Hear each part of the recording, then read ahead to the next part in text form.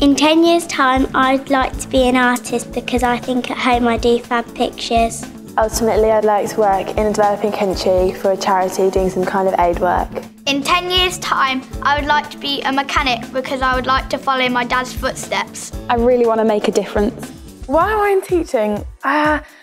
The children deserve the best start in life, and if I can contribute to them developing into people that they want to be, then that is the most amazing privilege. There was a day when a child brought in a card for me which I felt really summed up the kind of person that I am, and I realised that I am influencing the children in a positive way.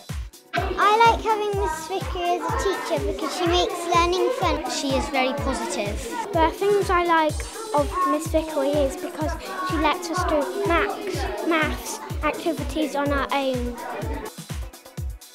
A Christian teacher has to be different because they're a Christian. If you believe in Jesus, it makes no difference to your teaching, then your faith is worthless in a way. For many of the people that you'll meet as a teacher, you will be the only Bible that they ever read. You'll be the only person that they encounter who shows them what God is like and that He loves them.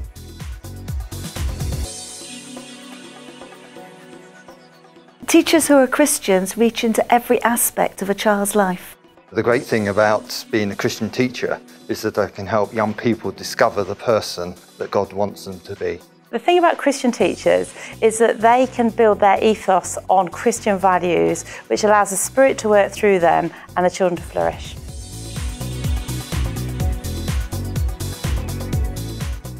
Coming out of university, I wasn't sure what to do. So there were wise people around me, especially at church, that said you need to think of the different roles you've had and what you've enjoyed, and then look for the job that has that sort of element to it.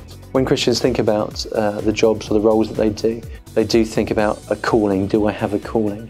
And when I look back at how I became a teacher, I think it really is about growing into a calling over a process of time and the choices that you make and the things that you try, that now I really can't imagine myself doing anything else. My dad was a teacher and it kind of put me off teaching, but then I decided that I'll give it a go. And then really I just applied for the PGCE because I couldn't think what else to do at the end of university. But as soon as I went into the classroom, I thought, this is what I want to do.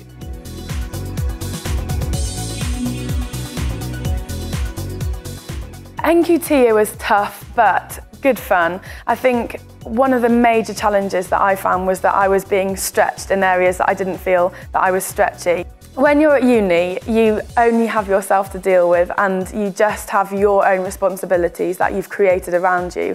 But when you go into a classroom, you not only have 30 children to deal with, but all of the other responsibilities and demands on top of that. And I think there comes a point where you realise you're not Superwoman, you can't do everything yourself, and you have to rely on God. I have a half-an-hour drive into work every day, and it was a temptation to spend that time worrying and stressing about the day ahead. But actually, I really feel that it's important to put a worship CD on and worship through the good times and the hard times.